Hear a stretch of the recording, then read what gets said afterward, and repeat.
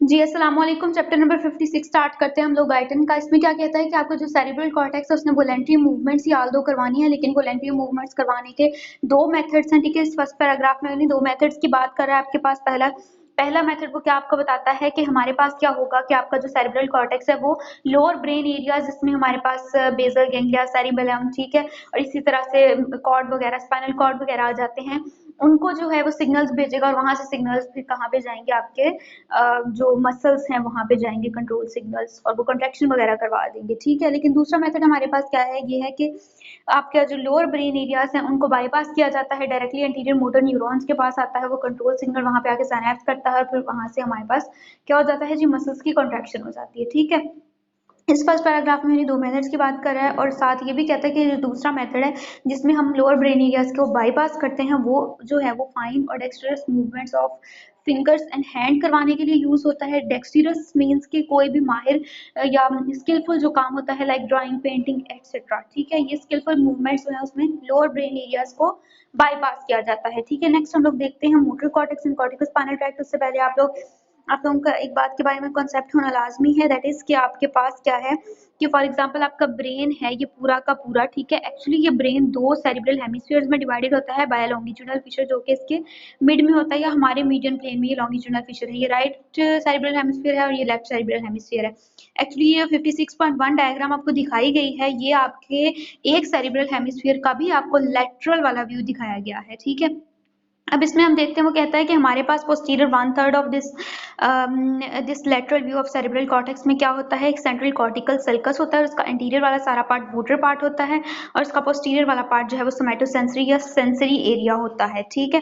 अच्छा, अब आपके पास क्या है कि हमारे नीचे यहाँ पे एक क्या है हमारे पास सिल्वियन फिशर है और यहाँ पे हमारे पास जो है लेटरल व्यू में अगर हम देखें तो ये लॉन्गिट्यूडनल फिशर है जो कि यहाँ पे आपको मिड लाइन में नजर आ रहा होगा because it is lateral view, इसलिए यहाँ पे आपको ऊपर नजर आ रहा है ये लॉन्गिट्यूडनल फिशर, ठीक है? अब हम लोग बात कर लेते हैं जी इसी वाला जो हम लोग लेटरल व्यू में देखें तो ये सेंट्रल कॉर्टिकल सर्कस से पहले पहले वाला ये एंटीरियर वाला जो है वो हमारे पास क्या है, फ्रंटल लोब है, उसके पीछे पैराइटल लोब है और उसके नीचे हमारे पास सिल्वियन फिशर जो है उसके नीचे यहाँ पे टेम्पोरल लोब है, ठीक है? और यहाँ पे करके हमारे पास ऑक्सीपिटल लोब है, ठीक है? ऑक्सीपिटल लोब जो है उसको हम विजुअल एरिया भी कहते हैं और जो टेम्पोरल लोब है उसको हम ऑडिटरी एरिया भी कहते हैं। अब आपको इस डायग्राम में अगर आप लोग देखें तो इस डायग्राम में आपको कुछ नंबर्स भी लिखे हुए दिखाई दे रहे होंगे, that is actually broadband classification of cortical area and you can find it in chapter number 47 और 48 of your Guyton. In sensory part of CNS उसको हम लोग यहाँ पे डिस्कस नहीं कर रहे हैं, ठीक है? अच्छा, अब हम लोग मेनली चैप्टर में कंसर्न है विद आवर मोटर पार्ट, ये जो इंटीरियर वाला मोटर पार्ट है इसके साथ, ठीक है? अच्छा, अब हम लोग बात करते हैं कि इस मोटर पार्ट के 3 एरियाज हैं, कौन कौन से हैं? प्राइमरी मोटर कॉर्टेक्स, ठीक है? सबसे पहले हम इसको डिस्कस करेंगे, बाकी पार्ट्स को बाद में डिस्कस करते हैं। ये जो सेंट्रल कॉर्टिकल सल्कस है, आपको नजर आ रहा है कि सेंट्रल कॉर्टिकल सर्कस के बिल्कुल एंटीरियरली आपके पास प्राइमरी मोटर कॉर्टेक्स है और ये स्टार्ट लेटरली कहाँ पे हो रहा है, ये सिल्वियन फिशर से स्टार्ट हो रहा है, ठीक है?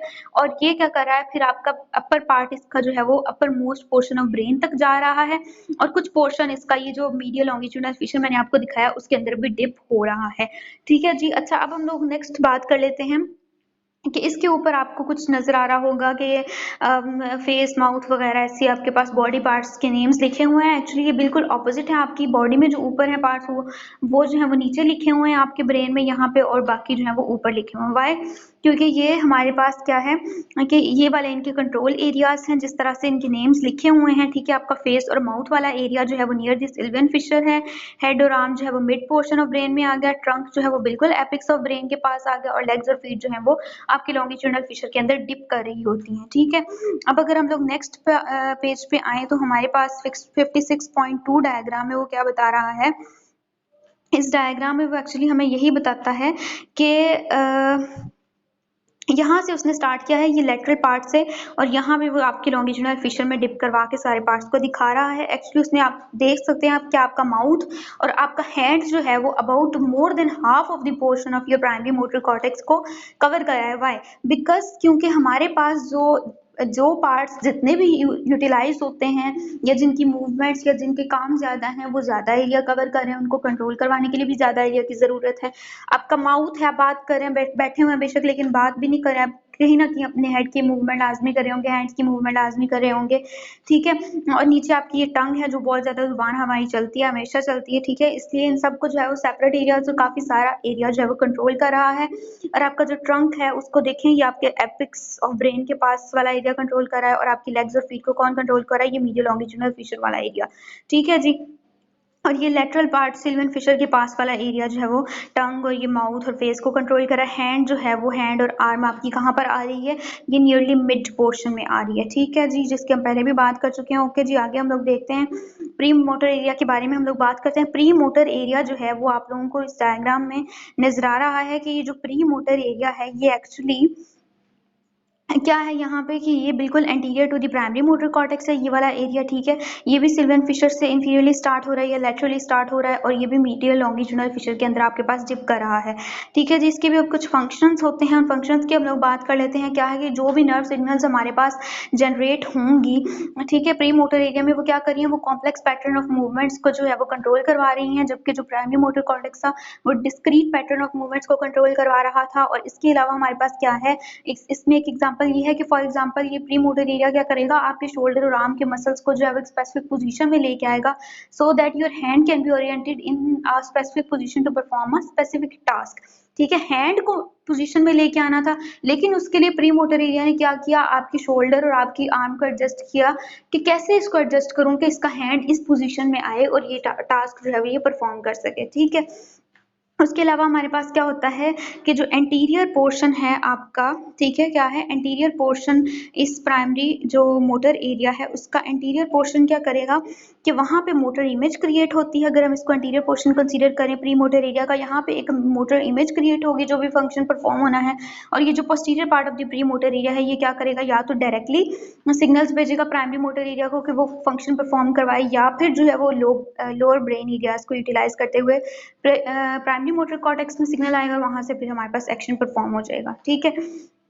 अच्छा जी, आगे हम लोग देखते हैं सप्लीमेंट्री मोटर एरिया की बात करते हैं। सप्लीमेंट्री मोटर एरिया जो है आपका, वो अगर आप लोग देखें तो मेनली आपको यहाँ पे क्या नजर आएगा कि ये आपके इस सप्लीमेंट्री एरिया जो है वो मीडियल लॉन्गिट्यूडनल फिशर के अंदर ही डिप हुआ हुआ होता है, ठीक है जी।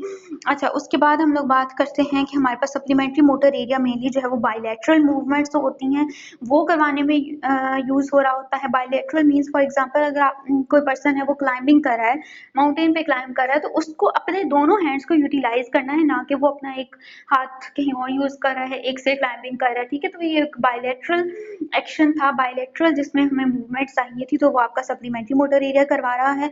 इसके अलावा ये प्री मोटर एरिया के साथ मिलकर कुछ हमारी वाइड एटीट्यूडनल मूवमेंट्स भी कंट्रोल करवा रहा होता है। एटीट्यूडनल मीन्स के हमारी स्पेसिफिक मूवमेंट के अकॉर्डिंग जो हमारे पास स्पेसिफिक कोई भी ओरिएंटेशन के अकॉर्डिंग मूवमेंट करवा रहा है, लाइक कि हमारी जो कौन सी सेगमेंट ऑफ बॉडी कौन सी पोजीशन में है, या हमारी आईज और हैंड कौन सी मूवमेंट में है, कौन सी सॉरी पोजीशन में है, ठीक है, इस तरह से।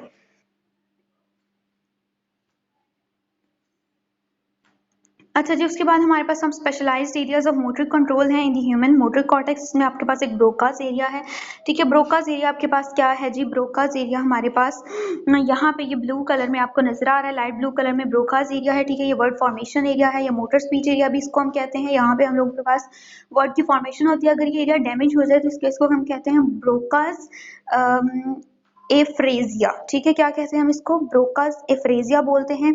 और या फिर हम इसको एक्सप्रेसिव एफ्रेजिया भी कहते हैं। इसमें एक्चुअली हमारे पास वोकलाइजिंग में कोई प्रॉब्लम नहीं होती, बल्कि एक पर्सन जो बोलना चाह रहा है, ठीक है, वो बोल नहीं पाता। इसमें कॉम्प्रिहेंसिव एबिलिटी इंटैक्ट रहती है, एक बंदा समझ पा रहा होता है कि दूसरा क्या बोल रहा है, कि मैं क्या बोलना चाह रहा हूँ, लेकिन एक्चुअली वो बोल नहीं पा रहा होता, ठीक है, इस ब्रोकास एरिया की डैमेज की वजह से।